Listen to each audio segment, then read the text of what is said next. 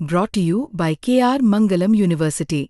We provide you the platform to turn your dreams into reality. Give wings to your aspirations with KR Mangalam University.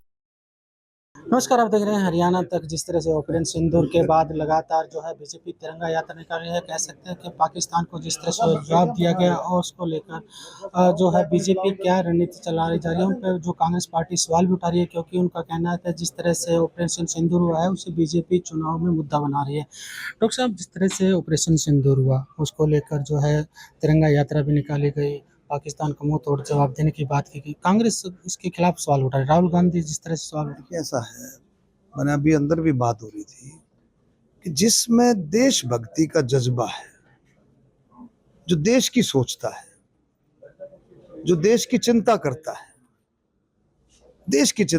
है, देशभक्ति, वो कभी सवाल नहीं करेगा, कभी सवाल नहीं करेगा। ये युद्ध नहीं था, हम दूसरी तरह से ले गए, विपक्ष भी दूसरे। ये युद्ध नहीं था, ऑपरेशन सिंदूर युद्ध नहीं था।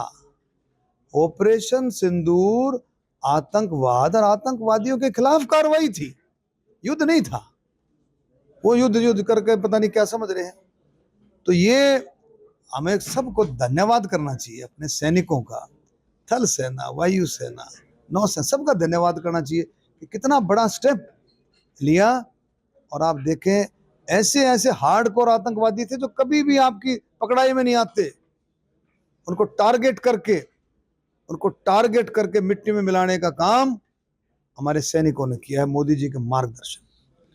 लेकिन जो सीज फायर हुआ उसमें जो है ट्रंप की कितनी थी, इसमें इन्वॉल्वमेंट थी? क्योंकि ट्रंप लगातार ये कह रहे हैं कि मैंने मध्यस्थता करवाई, व्यापार के चलते दबाव चलाया। उन्होंने वहां तक कोर्ट में भी लिख के दे दिया है कि जो सीज फायर है हमने करवाया। देखो सुनो, ऐसा है, सीज फायर किसका होता है? सीज फायर होता है युद्ध का सीज फायर होता है। ये युद्ध था ही नहीं, पहली बात तो।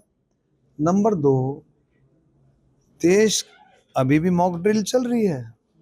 आपने देखा हो, कल पूरे बॉर्डर के इलाकों में, पूरे इस इलाके में मॉक ड्रिल हुई है। देश पूरी तरह तैयार है, सेना पूरी तरह तैयार है। किसी भी तरह की हरकत पाकिस्तान ने अब की बार की तो मैं लिख करके देता हूं, गारंटी से पाकिस्तान का नामो निशान नक्शे से मिट जाएगा। लेकिन जो है आपके ही जो नेता हैं वो सेना का मनोबल कम कर रहे हैं। अब यहाँ तक तो वायुसेना के अध्यक्ष हैं, उन्होंने भी कहा कि जो डील सरकार करती है उससे वो पूरा भी नहीं होता है। साथ में वो सीडीएस हैं, उन्होंने भी सवाल उठाया, 5 विमान गिराए गए। देखो, उन्होंने भी बात मानी। ऐसा है कि जो भी ऑफिशियल इन चीज़ों की, देखो मैं इस पर कोई स्टेटमेंट दूं, it doesn't look nice. Official statement जो आएगी उसको देखेंगे और आगे बढ़ेंगे। एक बीजेपी ने जो घर घर सिंदूर की बात की थी उसको लेकर ममता बनर्जी ने उल्टी सीधे, ये देखो, मैंने कहा, लोग पता नहीं इसमें क्या ढूंढ रहे हैं। जिसमें जज्बा देशभक्ति का, देश का है, वो कुछ नहीं ढूंढता। वो देश के लिए मर मिटने की बात करता है, और ये नहीं ढूंढ रहा फलाना कर दिया। वो फेक बात थी, कोई ऐसा पार्टी की तरफ से ऐसा कुछ नहीं। लेकिन 9 जून से बात चल रही थी कि 9 जून से घर घर सिंदूर जो ये तो आप लोगों के बात से ऐसा नहीं है कुछ, ऐसा कुछ। चलो, बिल्कुल। ये थे अरविंद शर्मा, जिनका कहना था जिस तरह से ऑपरेशन सिंदूर हुआ उसको लेकर जो पाकिस्तान का मुंह तोड़ जवाब था। लेकिन कई सवाल ऐसे हैं, जैसे घर घर सिंदूर जो बांटना था उन्होंने उसको फेक न्यूज़ कहा है। साथ में जो सेना का जो अपमान किया जा रहा है बीजेपी के नेताओं द्वारा, उसका भी उन्होंने सही जवाब नहीं दिया। हरियाणा तक के लिए रोहतक से मैं सुरेंद्र सिंह।